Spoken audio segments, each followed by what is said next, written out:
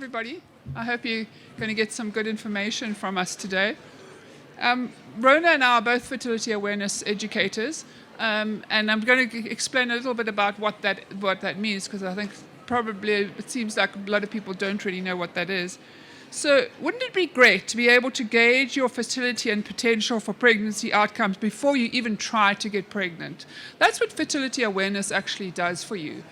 By tracking your fertility signs, such as your cervical mucus, your cervical position, your temperature, and by also noting your pre- and post-ovulatory phases, how long they are, we can tell all sorts of information and use this as a diagnostic tool so that you can understand actually so much of what's going on in your body. It's a gift for women to be able to do that and to actually be able to see, before you even start to get pregnant, what is the potential for me to be able to get pregnant, and then you can actually use that information to target your areas where you need to work. A qualified health practitioner can actually also read your chart and give you even more information. However, there are not that many of those around. We are. So the fertility awareness method, basically what you're doing is you're finding your fertility window, or wave we call it, and for conception, obviously that's the optimal time for you to try to get pregnant. And if after that, when you decide you've had your baby and it's postpartum, you can actually use it as a contraceptive method, and it's totally non-invasive, not toxic to you or to the baby. The MEC for Health this morning, when he opened this show, actually said that unfortunately that many so-called hormonal birth control hormonal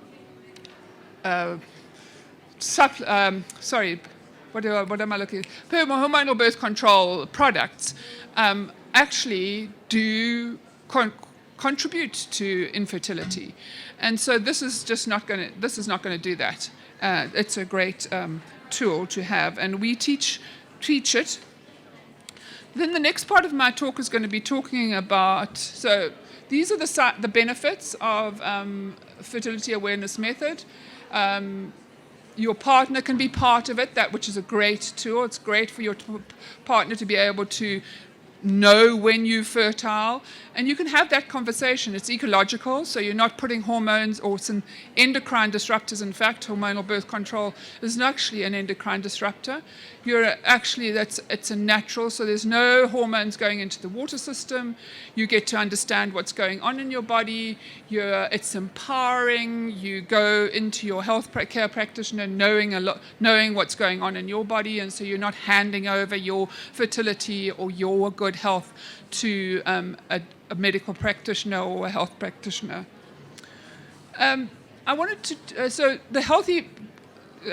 That's where I want to be. Healthy pregnancy from a Pharm perspective.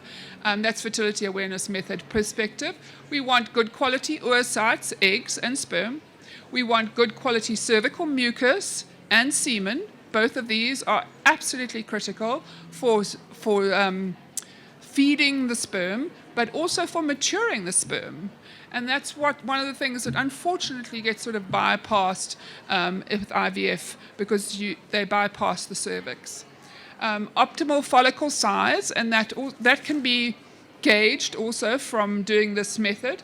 You can check balanced hormones. So if your post-ovulatory phase is a bit short, or the temperatures don't rise high enough, it indicates there's some kind of progesterone deficiency, which then reflects on your egg health. And you can check your optimal endometrial lining. If you don't bleed very much, you have very scant bleeding, that means possibly there's not enough, the endometrial lining hasn't grown sufficiently, or if it's too much, there's always issues. And optimal uterus position is another thing that we need to be aware of. So that's the main fertility awareness thing that I wanted to talk about. But the next aspect of my talk is going to be on aging egg and sperm. And I think this is a really critical area because one of the main reasons for misconception, in other words, inability to conceive and miscarriages, is chromosomal abnormalities. So chromosomal abnormalities are associated with an aging egg or an aging sperm. And I know a lot of doctors will say, as you get into your late 30s and early 40s, your eggs are going to be aging. But it's not actually something that you can't do anything about. And it's not about aging as such. It's about the fact that your egg and or sperm, semen, cervical fluid has been exposed to external or internal environment that might be causing that aging process. But aging can be reversed and it can be slowed down with dietary and lifestyle changes and certain supplements. Let me just check on what's going on the slide, make sure I'm following it. So in the eggs and in sperm, but to a lesser degree, we have what we call mitochondria. And mitochondria are the power plants of your egg and your sperm. They're the power plants of every cell in your body. You have to have them to make energy. Without them, you won't make energy. But unfortunately, one of the side effects of energy production is that you get byproducts, sort of pollutants. And what we want to do is to be able to quench. Basically, the body has the ability, and especially when you're younger and you've got a good diet, to actually quench or eat up those oxidants or those free radicals or those byproducts or those pollutants that are produced by the mitochondria. The reason why the egg is actually, specifically the egg, sperm to a slightly lesser degree, is so vulnerable to mitochondrial damage, and it's mitochondrial damage that is responsible for the chromosomal abnormalities that occur, is because eggs have the highest amount of mitochondria of any cell in your body. And that reflects the amount of energy that is required for all the processes that are needed for optimal pregnancy outcome. So, the more mitochondria you have in a cell, reflecting, as I said, the amount of energy requirement, the more energy production and the more pollutants. So, which means that the eggs really need you to give as much antioxidants as you possibly can. And you get antioxidants, I'm sure most of you have heard of antioxidants as a supplement, but actually antioxidants are available in good quality food, in a wide variety of multicolored vegetables, not in refined foods, not in sugar, not in refined flours, not in highly processed foods. Those foods they're not actually food. They do not give you the antioxidants that are required for quenching those oxidative products. So the egg actually has, just so to give you the sort of numbers, the egg actually has about 100,000 to 600,000 mitochondria in one cell, one egg. The heart cell has 5,000, livers have about 1 to 2,000, and sperm have a lot less. I'm finding it very difficult to find how much. But the sperm mitochondria is not actually, the mitochondria from the sperm is actually dropped at conception. And anyway, so just hold on, let me just gather my thoughts. So energy requirements, why do we need so much energy in the egg? And one of the things is obviously for chromosomal replication. So when you are increasing your chromosome, doubling up your chromosomes, the requirements, you need energy for that. For just before ovulation, you actually create a spindle within the egg, which actually then separates out the chromosomes. So one set, because you only want one set of chromosomes to go into the egg that's going to be fertilized. Because if you have two, you're going to get a real problem. So the one set just before ovulation is actually removed, and that is an incredibly energy-consuming process. In fact, some people say that apparently you can see like a gathering of the mitochondria and with a sharp burst of ATP that happens at that time. So if your mitochondria are not in great shape, you're not going to get that, and you're not going to have the ability to remove those chromosomes, and you're not going to have the energy that's required for conception. You're not going to have the energy required for embryo development. You're not going to have the energy required for embryo implantation. All that requires a huge amount of energy.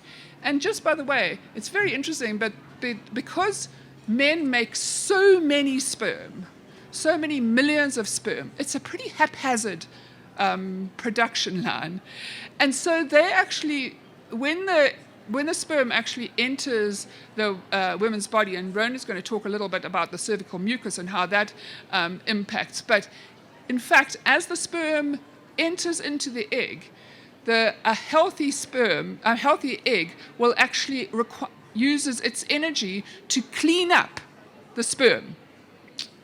And the younger you are and the healthier your eggs are, the better they do that job. Okay. Where am I now? So that was done, embryo implantation and development. So what causes the mitochondria to be damaged? That's the question. And I know that I said it's as the body ages, it doesn't make as many antioxidants, so you have to give it more. But there are also chemicals in the environment, like phthalates. I've just been into the public toilet here. If you're trying to get pregnant, stay away. It's full of phthalates. Any of those sprays that's sprayed, room sprays, nail polish. If you're trying to get pregnant, it's mitochondrial damage. There are all sorts of things out there in the environment. Apparently, the average baby in the Western world is born with 150 chemicals in the umbilical cord. The average Western woman, if they wear makeup, puts on something like 200 chemicals onto their body, which includes shampoo, conditioner, body creams, makeup, all those things. So all those things can actually contribute to mitochondrial damage. And these are what helps mitochondria. In fact, ginger tea, it's just the previous slide, there's actually evidence to show that ginger is a great mitochondrial helper. And these are the next slide is the oxidative, all the things that actually can cause oxidative damage to your mitochondria. And I just want to say there where it says fat, it's not healthy fat, that's unhealthy fat we're talking about over there. Okay. And now I'm going to hand over to Rona, who's going to talk to you a little bit about cervical mucus or cervical fluid. I'll be talking about cervical fluid and in more sexier way, cervical mucus. A word about sperm first, that there are evidence that once sperm is in touch with semen, it deteriorates. And that might be also a problem, and everything that can improve cervical fluid or cervical mucus for that matter will improve that sperm and semen. So what is cervical mucus? Cervical mucus is one of the primary links between our fertility and our hormonal levels, and it is comprised from mucus molecules, water, proteins, enzymes, and other components like sodium, like potassium, like chloride. And in our cervix, one second, I'll put it down there. Sorry. In our cervix, there are lots of folds, and those And those folds, we also call them crypts. They secrete in different times of our of our menstrual cycle. They secrete different types of cervical fluid, which have different types of architecture. They are built differently, and they have different types of functions. Professor Oderblad did huge research on cervical mucus and on the cervix, and he found that there are 4 types of cervical fluid. The first type, but I need to go there. Okay, the first type, sorry? Is it better? So I need to stay here all the time. Okay. So cervical mucus, the G mucus, sorry. G mucus is one that is being produced by the lower part of the cervix, is stimulated by progesterone. After our period, and we have low level of progesterone that is really enough to have this mucus, and after we ovulate, we have high levels of progesterone that makes this G mucus. It's in the lower part of the cervix. It has epithelial cells, and I've practiced about this word, so please bear with me. Leukocytes, lymphocytes, and immunoglobulin cells, thank you.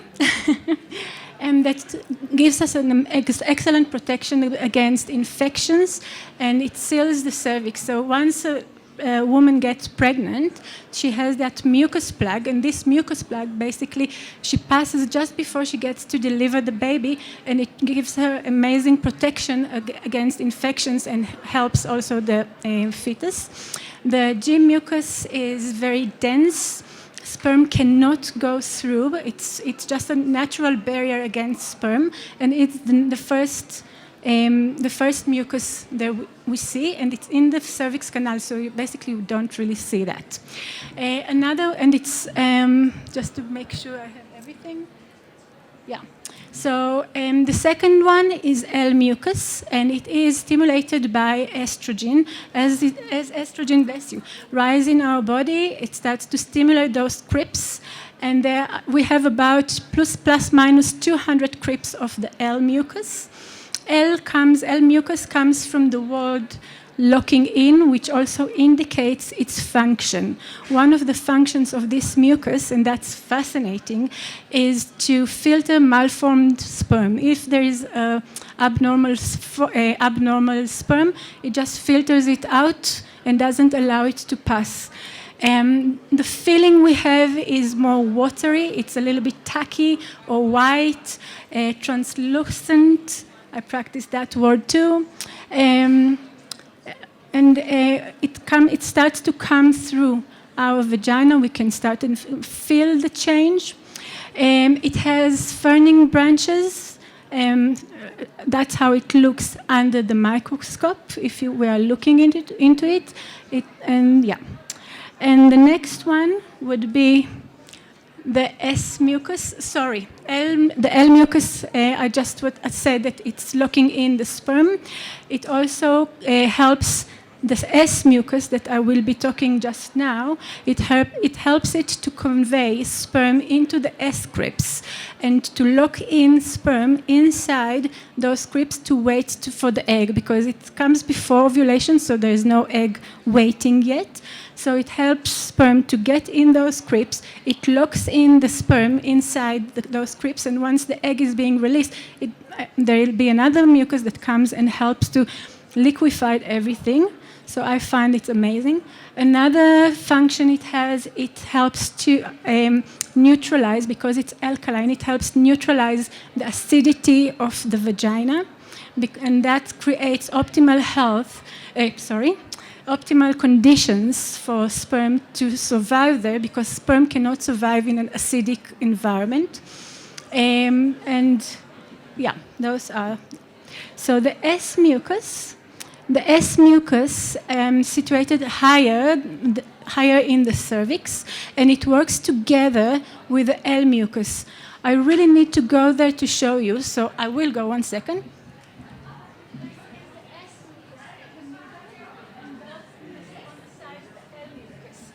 So you can see the S mucus is coming from the word string, and or sperm convey, because it helps the sperm to go through. It's more watery, more clear. And on the sides, you can see the L mucus that filters away the abnormal sperm. I need to go back to the G mucus to say something interesting. But the S mucus, basically also what it does, it brings very quickly sperm into those S crypts. It takes about 3 to 15 minutes for sperm to get in those crypts, and the L mucus comes and log them in. Sorry. Interesting fact about the S crypts, that they are not being formed until puberty. 5 more minutes? Okay. They are not being formed before puberty. And once somebody is going on the birth control, the hormonal birth control, what a hormonal birth control will do will just stop all the production, stop all this process. And we are doing a huge disservice to our reproductive system once we close it, because those S crypts are extremely important for ovulation, for sperm conveyed to the cervix, and later to the uterus, and then later to the egg tubes, which are also known as fallopian tubes. And if we don't have that, if we don't have those crypts and this cervical fluid, this very fertile cervical fluid, then once that person will be off the hormonal birth control, basically they will start all over this process from where it stopped. And that's not great, because sometimes it will take a long time, or maybe not happen at all. And I think that it's very important not to put teenagers that just got their first period or just got their periods, because it takes time for our body to balance. The P mucus, which comes after that, I just wanted to say the S mucus is being stimulated by estrogen, LH, luteinizing hormone, and noradrenaline. The next one is the P mucus. P comes from peak, and it's stimulated by high levels of estrogen. It's very watery. It's at the upper part of our cervix, and its main function is to liquefy, because it contains lots of enzymes. It liquefies the L mucus, remember, the one that's locked in the sperm, and the S mucus helps it to stay alive up to 5 days, and in some cases even more. I also heard about 7 days. And the P mucus, because it contains so many enzymes, liquefy the L and the S mucus. It helps to convey sperm up to meet the egg. And another function that cervical fluid has, and I found that's amazing, once the sperm goes through the cervical mucus, it goes through another process that is called capacitation, which basically it means that it breaks down or changes the structure of the membrane of the sperm so it can go in the egg. And it also helps with its mobility, because if it goes through the cervical fluid, it helps the sperm mobility. So if you don't have enough PIC mucus, if you don't have enough S mucus, who would convey the sperm to where it's supposed to go? If we don't have enough PIC mucus, how the sperm can be matured enough? This is a photo of how cervical fluid looks, and I found it's amazing. But that's me, because I'm a nerd. Things that we can learn once we are practicing fertility awareness. So the first thing we can know is whether we have enough quality and quantity of cervical fluid. If we don't have enough, if we don't have all the types of cervical fluid, we can, and there is a lot what we can do to help with that. I'm working with somebody, and in 5 months we managed from no cervical fluid to bring her to beautiful, stretchy cervical fluid. Okay, it's not for me. Imbalances of pre-ovulatory and post-ovulatory phases. we have phases in our cycle. The first part is estrogenic, and the second one is progesterone, and it needs to be in ratio. And if it's out of balance, we can see them. We can see the differences. We can see the imbalances, and we can work on that. We can see if we don't have enough progesterone. We can see if we don't have enough estrogen. But if we don't have enough cervical fluid, that indicates that we might not have enough estrogen. On the other hand, if we have too much estrogen, that also might be a problem if we are estrogen dominance. We can. I know that I'm almost okay. Endometrium thickness, by watching our periods and see how our menstrual flow acting, we can understand a lot about what's happening into our endometrium lining. We can see how the blood, the consistency of the blood, how many days we bleed, how much we bleed. The color of our periods can tell us a lot. And also, like, if it's more brownish, if it's purple, and whether we have clots in our period, a little bit clots, lot of clots, big ones, once in a while. Other indicators, other conditions we can track by charting. We can see if somebody has PCOS, because usually they have either long cycles, anovulatory, without ovulation. And all of those things we can start taking care, or once you know what's wrong in your body, then you can actually take it further, and you can take it to your practitioner. You can just know what's happening in your body. You know whom to go to. Anovulatory cycle, thyroid, not as a single signal, but we can see if the temperatures are too low. That can indicate, again, not as one sign. Early pregnancy detection. So just before you are happy, you can actually see if you have 18 high temperatures after ovulation, after you have confirmed ovulation, you are probably pregnant, because the corpus luteum has a 12 to 16 days lifespan. So if it stays high, then probably you are pregnant. Congratulations. And you can see that from your chart. You don't need to go and spend money and wee on the stick. And we all need to know our body. It gives us an amazing window to what's happening in our body, to what's happening in our overall health, because our reproductive system, our menstrual cycle, is a downstream to so many systems in our body that they work together. And if there is one problem in one of those systems, we will see them probably on the charts. And in our journey, in your journey, I finished my journey, but in your journey to conceive, those things are so important. Even whatever route you choose to go eventually, just to know your body, I think it's very important. And I invite you all to our stall, and thank you.